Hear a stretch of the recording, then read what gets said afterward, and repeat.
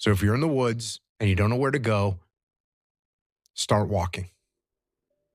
You got to start walking because the perspective's not going to change.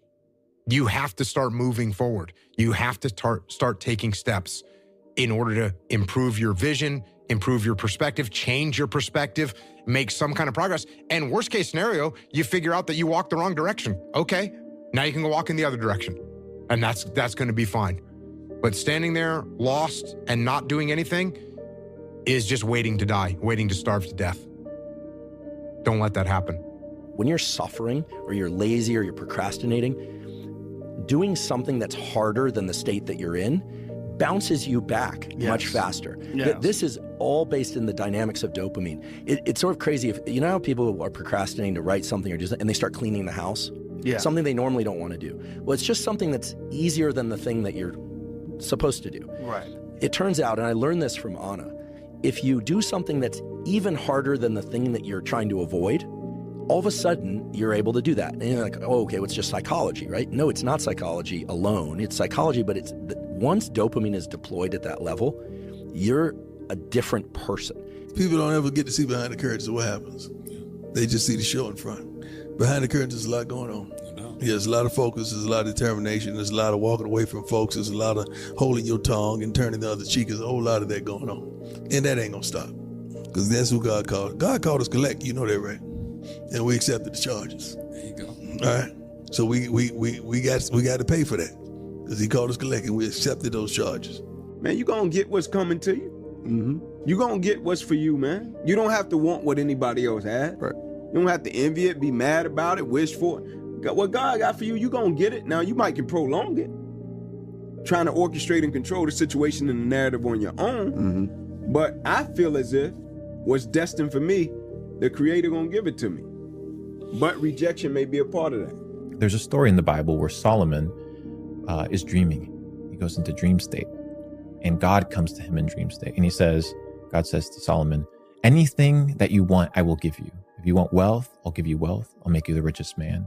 If you want kingdoms, I'll give you the kingdoms. Tell me whatever it is that you want, and I'll give it to you.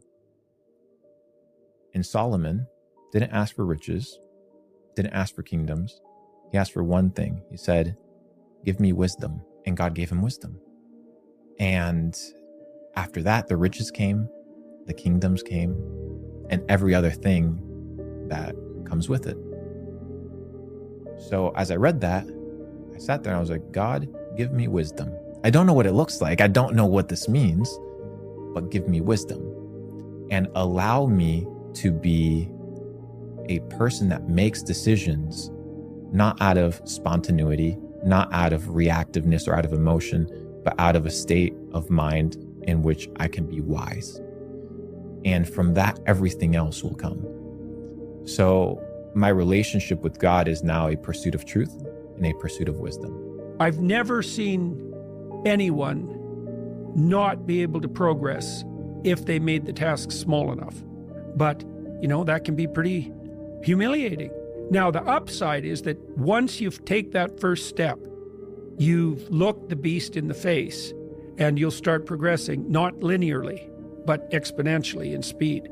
So what's cool is that it doesn't really matter how small that first step is, because it'll start doubling, and anything that doubles grows unbelievably quickly. And so that's a very useful thing to know too. And that's true when you're learning anything new. It's like you'll feel like an imposter, you'll feel like a fool because you are, and you'll think, I'll never get there, and the destination might look very distant, but if you take a sufficiently small first step and get the ball rolling, you can be cruising along at a pretty good rate. If you're a first grader at the time, the teacher asks you what you want to be when you grow up. And then I said, I want to be an NBA player. I want to be the best player in the world. And she said, you need to be more realistic. That's probably not going to happen. And I remember everybody laughing. And that was like one of the lowest points. That really, it crushed me. And, as an 8, 9-year-old kid, I cried. And I've never really cried. I'm not an emotional person. I remember my mom wiping my face and telling me that, she told me, she was like, remember this moment. Never let anybody tell you what you can or can't do. No one is ever going to give a shit about you. even 1% as much as you have to give a shit about yourself. No one cares. No one cares about you if you're a man, ever. Everything is conditional. You don't get loved unconditionally. And that's a beautiful thing, because that makes you strive to create your own value as a man. And the problem that men have is we all go from a time when everyone cares about us to a time no one does. They all cared about me back then. Then you get to 16, 17, 18, you're out in the cold world and you're like, no one gives a fuck, do they? I can't pay my bills. I have no food. Nobody cares. Yeah, your mother and your father will care a little bit, but you have to care about them. So I'd say the duty of protection is the other way around once you become an adult. So the best advice every young man needs to hear is nobody gives a shit about you at all until you make them give a shit. My biggest fear, honestly, was, let's say this. Let's say, I don't care if you believe in God or not. I don't care. So this is play a game with me. Let's say you're God. And we have a big long line of people.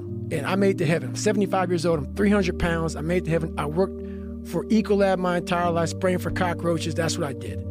I see my name. I see all this shit. And God goes, hey, you say, read this, man. And I'm reading this list, and I'm seeing 182 pounds, Navy SEAL, Ranger School, motivational speaker, changing lives. Okay, man, pull-up record, all this shit. And I'm like, that's not me, man. And God looks at me and says, that's who you were supposed to be. This part of the journey is, in my opinion, the hardest part, because you have this idea, you have this dream, you have this vision that nobody else can see. Your friends can't see it, your family can't see it, motherfuckers on the internet sure as can't see it, and you don't have any reason or any credibility to stand on and say, see, I can do this. So it makes it extremely hard. But I want to remind you, as someone who's been down the gauntlet of this process, that those conversations change. And as you become more and more successful, if you are willing to ignore the criticisms of these people, the conversation will start to sound like this. Oh, hey man, are you still working on that thing? Man, that's pretty cool. And the conversation starts to change. We're not men because we face the battle and we get immediately victory every time a battle comes up. We're men because we face the battle and we stay in the battle when we feel like we're losing and we feel like we're getting beat up. But we stay in there and we keep fighting and we plant our feet and we say, until death do I part, this is me and I will fight this battle, regardless of what the battle is. You know, if you take people, and I've told you this, and you expose them voluntarily to things that they are avoiding and are afraid of, you know, that they know they need to overcome in order to meet their goals, their self-defined goals. If you can teach people to stand up in the face of the things they're afraid of, they get stronger. And you don't know what the upper limits to that are, because you might ask yourself, like, if for 10 years, if you didn't avoid doing what you knew you needed to do, by your own definitions, right, within the value structure that you've created, to the degree that you've done that, what would you be like? Well, you know, there are remarkable people who come into the world from time to time, and there are people who do find out over decades-long periods what they could be like if they were who they were, if they spoke their being forward. And they get stronger and stronger and stronger, and we don't know the limits to that. We do not know the limits to that. Contemplate the price you pay for inaction. So I think a lot of the time we presume that inaction has no cost, that it's like an impartial strategy, and it can cause us to continue to manana decisions. But it does. Inaction does have a cost, because your attention is the most important thing that you have. And it's not time. People think that time is the most important resource you have in life. It's not. It's attention. Because you can spend your time in ways where your attention is captured such that you didn't enjoy the time or realize the time has passed. So contemplate the price that you pay for inaction. It's a justification for you doing things sooner rather than later and committing. I don't know how to build a dam. I don't know how to get 1 million people involved in anything. Well, let me tell you a secret. No one does when they begin. Ideas don't come out fully formed. They only become clear as you work on them. You just have to get started. If I had to know everything about connecting people before I got started, I never would have built Facebook. Movies and pop culture just get this all wrong. The idea of a single eureka moment is a dangerous lie.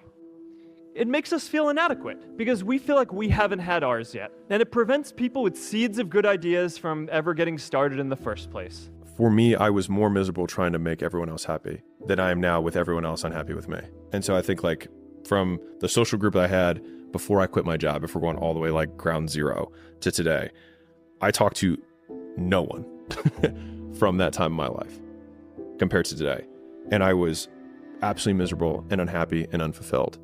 And I would say that the majority of those people probably don't like me today because I changed. I didn't do what I was supposed to do. He thinks he's so fancy now, et cetera, et cetera. And I think I'm just okay with that. And so I think coming to terms with the idea that I could be absolutely rejected by everyone I know, but like me, I was more okay with that because the alternative was I didn't want to live anymore. And so obviously there's degrees and there's continuums and there's stages of where people are at with that. But as that being the taken to its logical extreme, would I rather live for them than live for me? I would rather be hated by everyone and like myself. Hey, it's going to take everything you got. It's going to take way longer than you think. You're going to lose all your friends along the way. Yeah, you're going to make new friends, but you're going to spend a lot of time alone. You're going to be stressed. You're going to be tired. You're going to be frustrated. You're going to be angry. You're going to get bitter sometimes. You're going to want to quit every day. How do you sell that to someone? Yeah. That's a hard sale. Your life was basically the perfect grounds for training for where you need to go in your life. All the beatings, all the bullying, all the, you going through learning disabilities, all the struggles. It was the absolute perfect training ground for you to go to where you need to go. And that's how I started looking at my life versus woe is me, poopy pants, kick a rock down the street mentality. It was, nah, God just hooked you right the up. True desire in the heart, that itch that you have, whatever it is you want to do, that thing that you want to do to help others and to grow and to make money, that desire, that itch, that's God's proof to you, sent beforehand already to indicate that it's yours. And anything you want good, you can have. So claim it. Work hard to get it. When you get it, reach back. Pull someone else up. Each one, teach one. You should be convinced in your heart that you're doing the best you can with what you've been given, right? And hopefully that'll make you less anxious and it'll make you more hopeful. But, you should have the same kind of regard for yourself that you have for someone that you love. And that's not pride. It would be lovely if you could orient your thoughts to yourself so that you could allow yourself to be pleased if you thrived. Real reality is, no matter how much emotion and feeling you may have or how much hurt you may have, life has to go on. Life doesn't stop for anybody. So if you don't process that and understand that, you're stuck in whatever time period you got hurt forever. So grudges and anger and negativity, I don't have time for it because I'm living to do so much positive things. Right. I got so much, don't bathe such in a that. positive outlook on everything else that's coming in the future.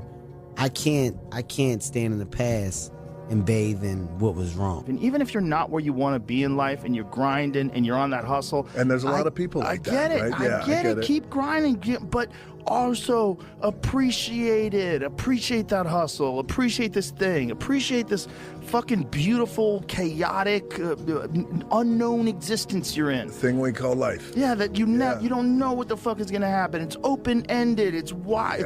Man. It's a complete open loop experience. You don't know what the fuck is coming next, and you're just trying to enjoy the ride. Being hard on yourself is not motivating. It's demotivating.